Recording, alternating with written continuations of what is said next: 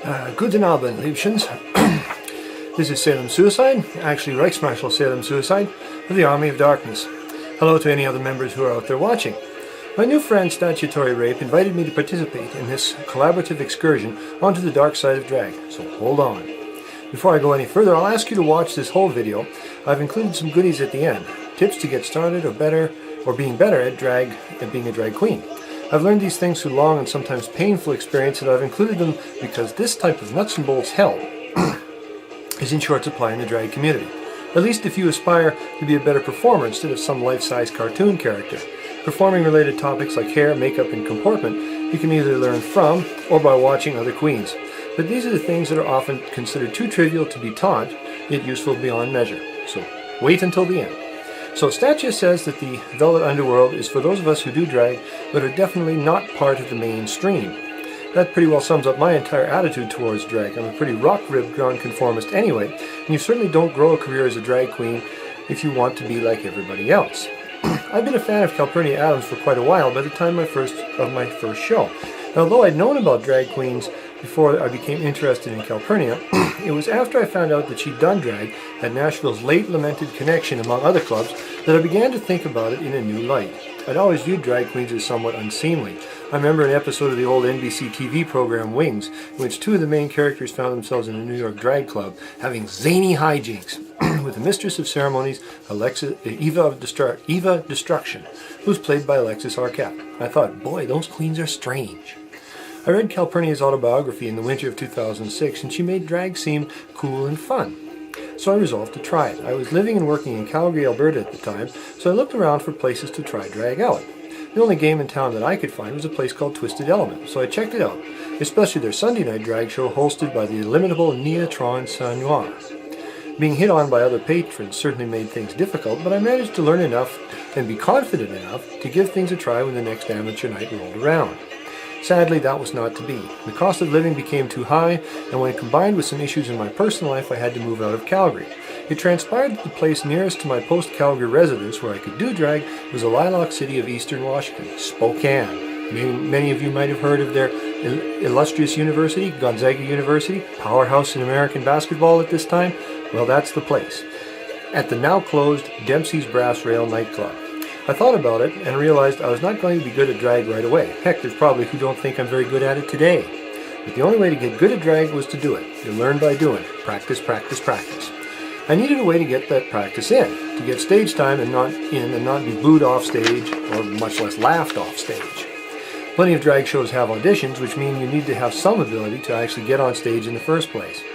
Back in 1997, I'd read a book called Miss Vera's Finishing School for Boys Who Want to Be Girls, about an academy of sorts that taught handsome, strapping men how to be feminine in appearance and action.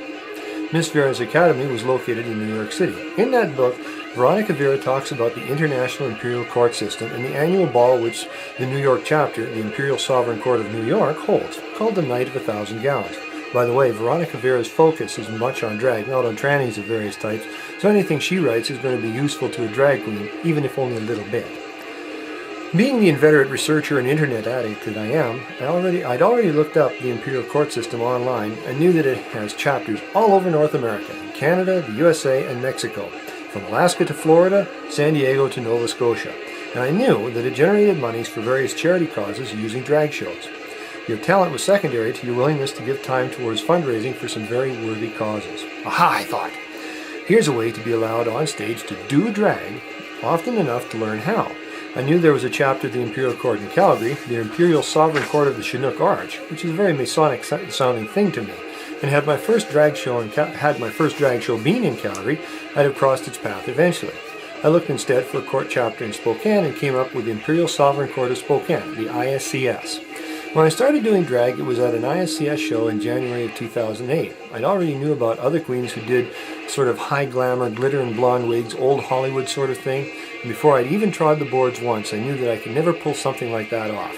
I think that's the image that many people have of what a drag queen is, so performers like myself and Statia, as well as groups like the Velvet Underworld, are marks against that kind of thinking.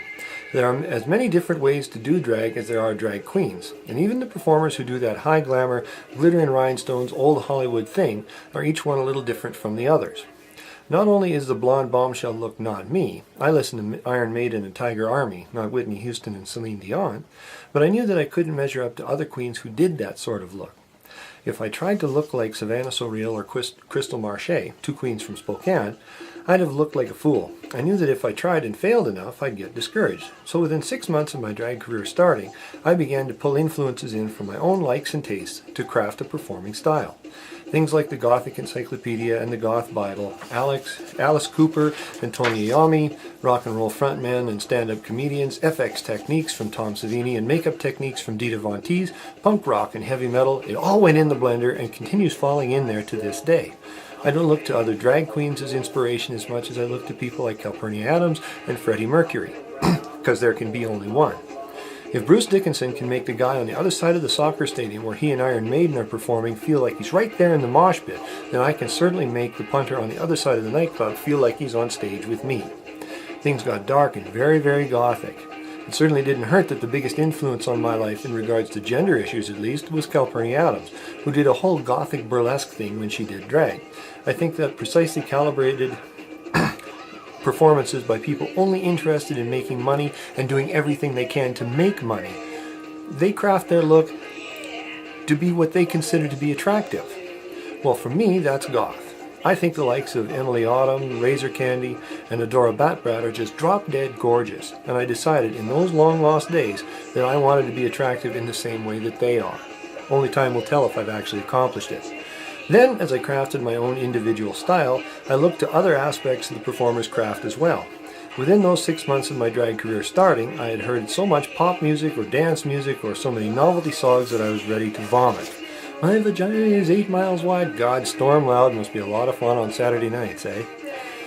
I'd go back to my hotel room and play AC/DC or Judas Priest so loud the walls shook just to get that schmaltzy bubblegum crap out of my head. At my vanilla job, I worked with a young lady who in years gone by was a professional singer. I asked her one day, very soon after I started performing in drag shows, how you learned a song. My coworker has the kind of singing voice that just make you cry. She's that good. I could never sing as well as she can, and I would never try. I just wanted to learn how to memorize the words, to better pantomime along to them, and to get the timing down. She told me that the best way to learn a song was to listen to it over and over and over again, so much that you actually get sick of it. This I've done more than once, by the way. So if I'm going to listen to a song so much that I almost hate it, I asked myself, do you want to perform that pop, bubblegum, dance, crap, electronica, novelty BS? Myself said no frickin' way. If I was going to listen to a song as much as my coworker had told me to, it was darn well going to be a song that I could actually stand listening to that much. And my reputation for doing punk or hard rock or even heavy metal music started on that day. Joan Jett, Emily Autumn, there's that name again, and Free Dominguez of the Kidney Thieves quickly took over my stereo as I sought that most righteous type of music, but with female vocals. Musically, I took things up a notch when I discovered the Iron Maidens and Thunderstruck, two all-girl tribute bands who do Iron Maiden and AC/DC songs. Everybody has heard songs like The Number of the Beast and Highway to Hell, and everybody pumps their fist in the air when those songs are played. When you hear the opening bars to You Shook Me All Night Long, you know what you're going to get, a rockin' good time. So as I've tripped merrily along, influences have piled atop influences. For those first few months I had no look or style except that I was trying to look pretty, or as pretty as an ex-rugby player over 6 feet tall can look, and I performed the rock songs, because that's what I like. Then my affection for all things gothic came through, and I made deliberate efforts to goth up my look. Black became my main color, and I sharpened my gothiness as time went by. I flirted with cybergoth for a time, and ironically nowadays, in my heavy metal phase, I can look ultimately cybergoth, much more than I could years ago, thank you, thanks to my cyber falls and a few other techniques. Goths are really into death and the undead, so I pulled that influence in as well.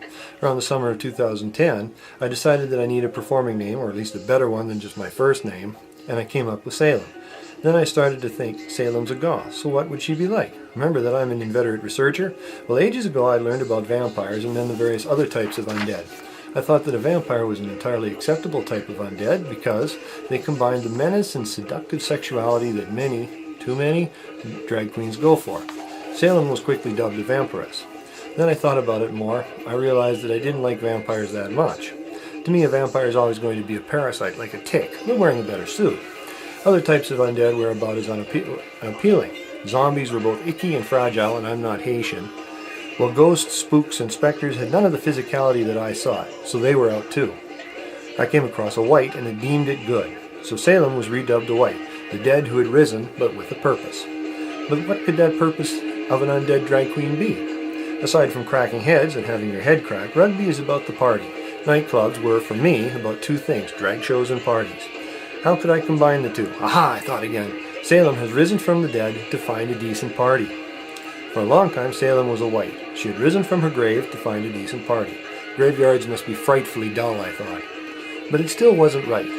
The aspects of goth that I liked the most were its rougher, more energetic, and less languid aspects. I was drawn into industrial goths, which is the modern name for something that was called a rivet head for a long time. I read in Nancy Kirkpatrick's The Goth Bible that rivet heads had a fair amount of military aesthetic to their look. My imagination once set off madly in all directions. I went a step further and developed battlefield gothic. This is basically industrial goth, but where a hardcore rivet head or industrial goth uses industrial trappings in their look, battlefield goth uses military trappings, gas masks and military clothing styles, and the ubiquitous goth footwear Doc Martens. That's where my drag aesthetic was until quite recently when I made the twin discoveries of all-girl heavy metal tribute bands and the black metal look. Now, in boy mode, I'm a metalhead. I grew up on, still love, heavy metal groups like the Forefathers, Black Sabbath, Iron Maiden, Motorhead, and Judas Priest. I just love the Iron Maiden song Number of the Beast, but I could never perform to it because it doesn't have female vocals. I thought maybe I could perform to it at a turnabout show, but otherwise I was out of luck. Imagine how happy I was when I discovered an all-girl tribute band to Iron Maiden called, serendipitously, the Iron Maidens, who had covered, ta-da, Number of the Beast. That song has become my new go-to or signature number. A similar change occurred when I discovered the black metal look. Black metal is one of a few extreme variants of heavy metal music. Black metal has exaggerated the supernatural elements of heavy metal music, the occult, and satanic rumors that so condemned heavy metal in the 80s into an entire aesthetic. The lyrics to the song are soaring, operatic, and almost entirely unintelligible, while the musicianship is excellent, fast guitars and drumming like trip hammers. I don't like to listen to black metal, I like listening to the words and hot guitar licks. But if you want a hard-edged, extreme look, you can't go wrong with aping the likes of Burzum, or Leviathan, or Emperor. Bullet belts, leather badges, tight PVC pants, and black smeared-on makeup are typical. To me, the black metal look is a more aggressive and dangerous, almost exaggerated or cartoonish take on the goth look. More black, more deathliness, more silver, more occult imagery, more, to quote Wasp's Blackie Lawless. Heavy metal has already given me my beloved music, all hail AC/DC, and my approach to props and stagecraft, because you can't beat a 1980s rock band like Motley Crue or Rat for what they do with pyro, for example. Now it gave me a look, and with that look, the final component of my stage name, suicide. Where I'll go next is hard to say, but thanks to statutory rape and the other showgirls here on the Velvet Underworld, y'all will have a ringside seat. So as I said at the outset, hang on. Oh, and just to be helpful and repeat them, here are some drag tips. We must all help one another out, obviously. Drag tip number 1. Listen to a song so much that you almost vomit every time you hear it. That way you'll have it memorized and you won't be thinking about the words while you're performing on stage. Drag tip 2. Make contact with the nearest Imperial Sovereign Court chapter to where you live. If you want to learn how to do drag, volunteering your time at their fundraiser shows are an excellent way to have a captive audience while you teach yourself. Drag tip number 3. A turnabout show is where the roles are reversed. Drag queens perform as guys, while drag kings perform as girls. Basically, you perform as your chromosomal gender. Now imagine the fun that I have as a transsexual at a turnabout show. Finally, drag tip number 4. Dita Von Teese says that every performer should have a number that you're known by, a signature number. For most of my drag career, my signature number was Taxi Cab Messiah by the Kidney Thieves. Nowadays, it's Number of the Beast by the Iron Maidens. So there you go, there is my introduction, and I hope to see you all again, Liebchens, here on the Velvet Underworld.